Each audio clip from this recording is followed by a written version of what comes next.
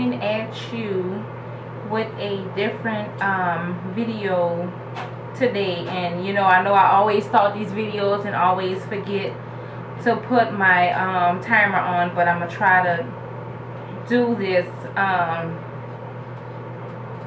without even needing to keep looking at the timer. Anyway, I want to talk about two things. The first thing is that video I did about the hauling. That video was basically made in reference to makeup hauling, not clothing, not shoes. I mean, you can put it towards anything, but the point that I was trying to make on that video is that we spend so much money on stuff that we won't do nothing with. I can recall buying clothes with tags on it, forget they was hanging up in the closet, and had to give them away because I either lost or gained weight, and I can't do nothing with it, and I can't get that money back. So that was the same thing I was talking about with makeup. You know, how can we constantly keep buying over and over and over the same colors of makeup when we don't even use the first ones we have? But to each his own. I mean, if you use it every day, if you're in a profession where you have to wear makeup every day, that's fine, so be it. But like myself, I guess since I don't wear makeup Monday through Friday at work, and I only have it for the weekend, mine kind of lasts a little longer. So I guess that's why I don't worry about it too much.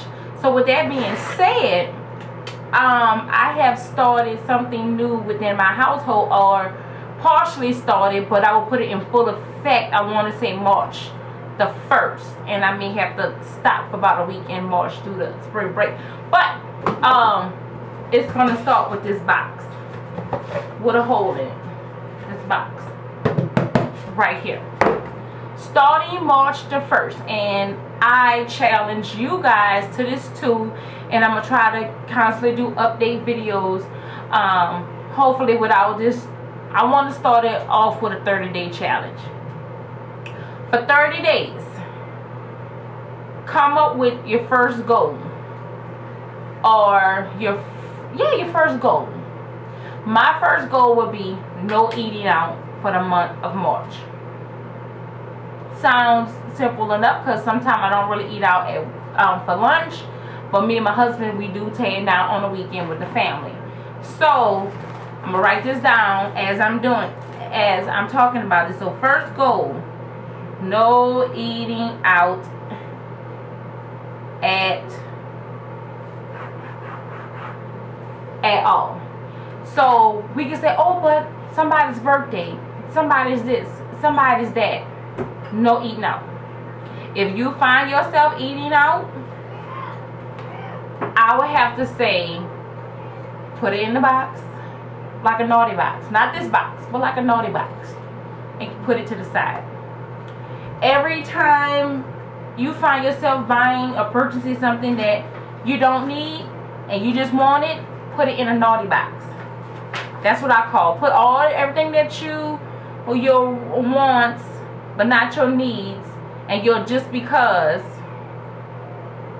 put those receipts in a naughty box. So I'm gonna write that down. That's gonna be a naughty box. Not this box with the hole in it. We're gonna call it a naughty box. The receipt. Even if you don't get a receipt, you know how much you spent and you pay cash, write on a sheet of paper, throw it in the naughty box. I was looking for something right quick because I thought I had it. Okay, I do have it.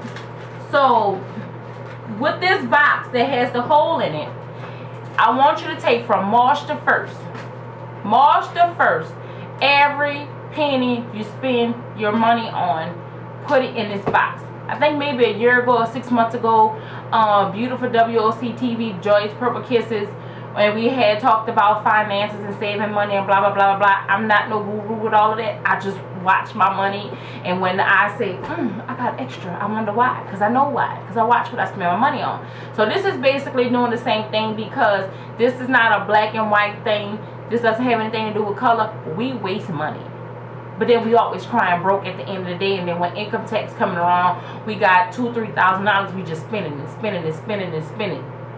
We need to stop that. So with that being said, every single penny you spend, money needs to be accounted for. Now, you know we're in February, so you will have money left over from February's income will roll over to March.